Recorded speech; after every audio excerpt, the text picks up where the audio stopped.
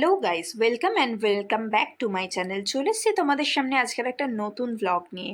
আর আমাদের এবারের ডেস্টিনেশন বাঙালির ইমোশন বোলপুর ও শান্তিনিকেতন। আর বোলপুর শান্তিনিকেতন হয়ে আমরা গেছিলাম তারাপীঠে। তো চলো ব্লগটা শুরু করা যাক, আর তোমরাও দেখতে লাগো আমরা এই ট্রিপে কি কি করলাম। আমরা এখন নেমে পড়েছি শক্তিগড়ে আমাদের ব্রেকফাস্ট করার জন্য।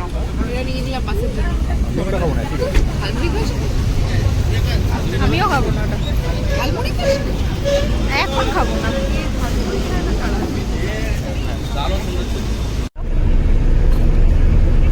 আরে তোমার চশমা, তোমার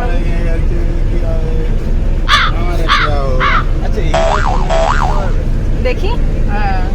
ওয়াও, ওই দিকটা দেখো।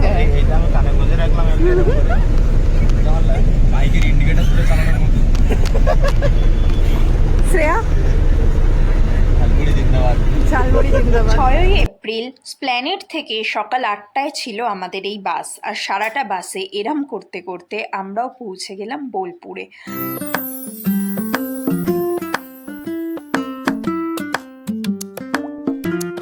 অতঃপর আমাদের বাস ঢুকলো বোলপুরে, এবং বোলপুরে বাস থেকে নেমে আমরা সেখানকার টোটো ধরে চলে যাই আমাদের হোটেলে।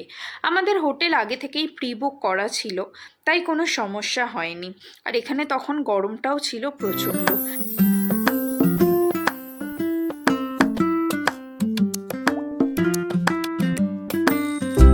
টোটো করে হোটেলের পথে যেতে যেতে আমাদের রাস্তায় দেখা হলো বোলপুরের ঐতিহ্য সংস্কৃতির সাথে। আর এইগুলো দেখে কিছুক্ষণের জন্য আমরাও চলে গেছিলাম আমাদের শৈশবের দিনগুলোয়।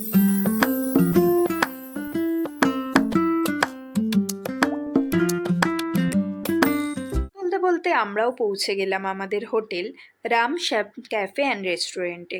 হোটেলটা ছিল খুবই সুন্দর, তোমাদেরও দেখাচ্ছি, দাঁড়াও। তো হোটেলে ঢুকে আমরা ফার্স্টে রুম কি নিয়ে নিলাম এবং যা প্রসিডিওর ছিল সেগুলো করে নিলাম। তার সাথে ওরা আমাদের এখানে দিয়েছিল আমপানার শরবত ওয়েলকাম ড্রিঙ্কসে। এটা ছিল আমার আর শ্রেয়ার রুম।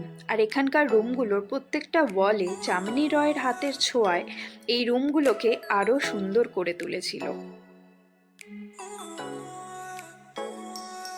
আর এখানে আমি আয়নায় একটু আমাকেও দেখিয়ে নিলাম। তো এটা হচ্ছে ঋষভদের রুম।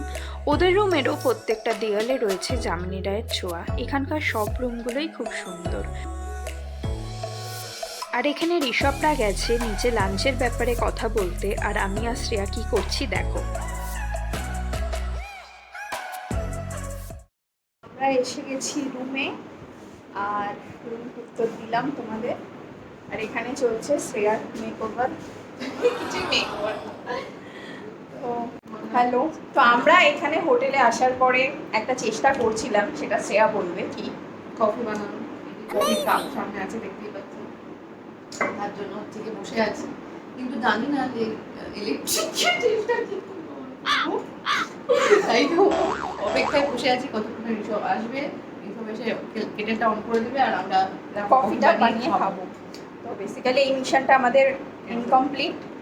তো ও এলে এটা কমপ্লিট হবে। আর আমরা এখন বসে বসে গুঁড়ো দুধ খাচ্ছি, সেটাও পড়ে গেল এতটাই অপূর্বনের ঢেকিয়া। এখানে আমাদের কফি মিশন মানে ক্যান্সেল হয়ে এখন আমরা গুঁড়ো দুধ থেকে আমরা করেছি, আলটিমেট কিছু পাচ্ছি না। বাকি ওরা আসুক, তারপরে ওরা দেখা যাবে। ওরা একটু নিচে গেছে কথা বলতে, তো লেটস সি কি হয়। স্নান করে ফ্রেশ হয়ে আমরা এলাম নিচে লাঞ্চের জন্য। আর লাঞ্চ করার আগে আমরা দোলনায় বসে একটু এখানকার অ্যাম্বিয়েন্সটা এনজয় করছিলাম।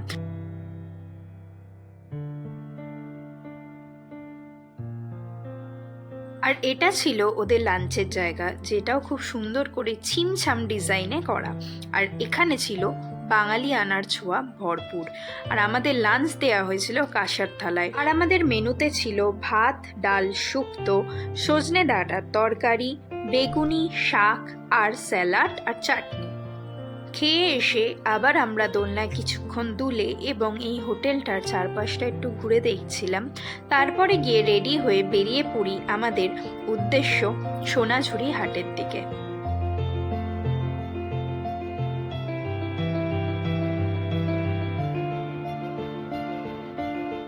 সোনাঝুরি হাটে যাওয়ার জন্য আমরা নিয়ে নিয়েছিলাম এখানকার লোকাল টোটো।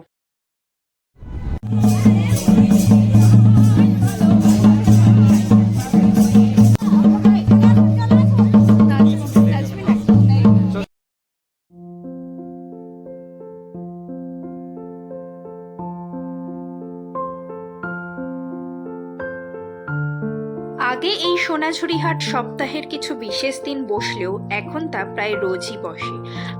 ঘুরে ঘুরে আমরা সোনাঝুরি হাটের নানা রকম বাহারি জিনিসপত্র তো দেখছিলাম, সেই সাথে শ্রেয়া কিছু পাঞ্জাবি আর আমি কিছু কানের কিনেছিলাম।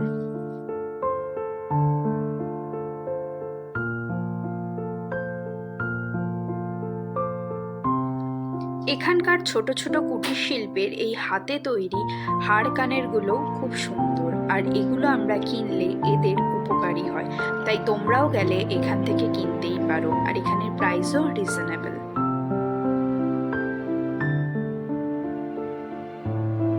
আর এই পড়ন্ত বিকালে ঋষভ কিছু গোধূলি বেলার ছবি তুলছিল, আর আমরা ওকে কোম্পানি দিচ্ছিলাম।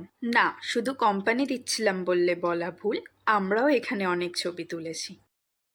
এখান থেকে বেরিয়ে টোটো করে আমরা চলে যাই কঙ্কালীতলা মন্দিরে, এবং সেখানে পুজো দেব বলে আমরা ডালা কিনে নিই। কিন্তু আমরা পৌঁছাতে পৌঁছাতে এখানকার আরতি হয়ে গেছিল।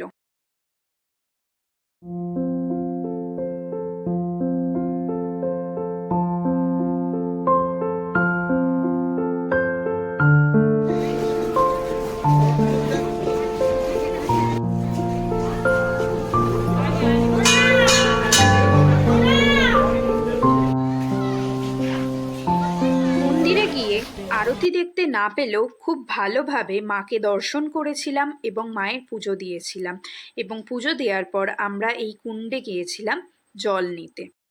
কঙ্কালীতলা মন্দির থেকে বেরিয়ে টোটো করে আমরা আবার চলে যাই আমাদের হোটেলে, এবং সেখানে গিয়ে দেখি সেখানে বসেছে বাউল গানের আসর।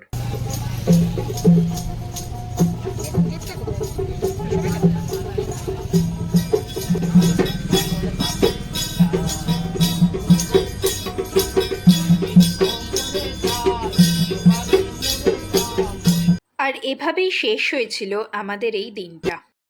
নেক্সট দিন সকালে রেডি হয়ে এবং আমাদের হোটেলে চেক আউট করে আমরা বেরিয়ে পড়ি আমাদের পরের উদ্দেশ্য তারাপীঠের দিকে। বোলপুর থেকে আমাদের তারাপীঠের এই জার্নিটা হবে বাই কার, আর এখানে হোটেলের বাইরে আমাদের গাড়ি দাঁড়িয়ে রয়েছে। তো লাস্ট টাইম হোটেলকে টাটা বলে আমরা চললাম তারাপীঠের দিকে। এইভাবে গ্রাম বাংলার সহজ সরল প্রকৃতি উপভোগ করতে করতে আমরা চললাম তারাপীঠের পথে। আর আমরা যখন তারাপীঠে পৌঁছালাম তখন বাজে প্রায় 12টা ছুঁই ছুঁই, আর এই সময়টা মায়ের ভোগের। তাই মন্দিরে পৌঁছে আমরা দেখলাম মন্দিরের দরজা ততক্ষণে বন্ধ হয়ে গেছে।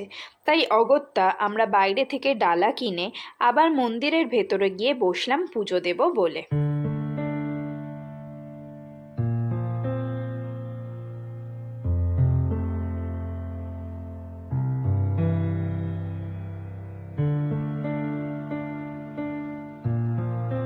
এইদিকে ততক্ষণে ঘটে গেছে একটা কাণ্ড।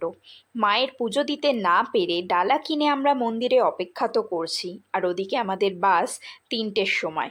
তাই কি করে যে বোলপুর গিয়ে বাস ধরবো আমরা জানি না, কিন্তু মায়ের পুজো না দিয়ে যাব তা কি আবার হয়? তাই আমরা মন্দিরে বসে অপেক্ষা করছি কখন মন্দির খুলবে আর পুজো দিয়ে আমরা বাড়ির দিকে রওনা দেব।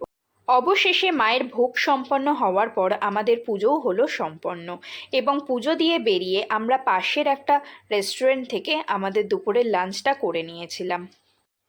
বাড়ি ফেরার হেডেক নিয়ে অবশেষে লাঞ্চ করে আমরা উঠলাম গাড়িতে, আর আমাদের এই গাড়ি আমাদের পৌঁছে দেবে বর্ধমান পর্যন্ত।